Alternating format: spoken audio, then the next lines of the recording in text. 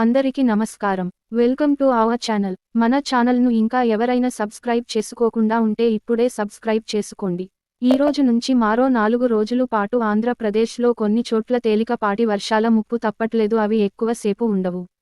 మరో 2 రోజుల్లో నెల్లూరు జిల్లాకు భారీ వర్షాలు మొదలు అవుతాయి. అలాగే తమిళనాడు రాష్ట్రంలో కూడా. రాష్ట్రంలో 5 రోజుల పాటు తేలికపాటి వర్షాలు కురుస్తాయి. రాష్ట్రంలోని కొన్ని ప్రాంతాల్లోనూ, పుదుచ్చేరి, కారైక్కాల్ ప్రాంతంలో శుక్ర, శనివారాల్లో తేలికపాటి వర్షపు జల్లులు పడే అవకాశం ఉందని చెన్నై వాతావరణ కేంద్రం తెలిపింది. ముఖ్యంగా తేని, దిండిగల్, నీలగిరి జిల్లాల్లో వర్షం పడుతుందని ప్రకటించింది. కాగా ఈ నెల 6న కోస్తాతీర జిల్లాల్లోని అనేక ప్రాంతాల్లో తేలికపాటి వర్షాలు కురుస్తాయని పేర్కొంది. కన్యాకుమారి, తిరునెల్వేలి, తెన్కాసి, విరుదునగర్, పుదుక్కోట, తంజావూరు, తిరువారూరు, నాగపట్టణం, మైలాడుదురై జిల్లాల్లోనూ, పుదుచ్చేరి, కారైక్కాల్ ప్రాంతాల్లో భారీ వర్షాలు కురిసే అవకాశం ఉందని తెలిపింది.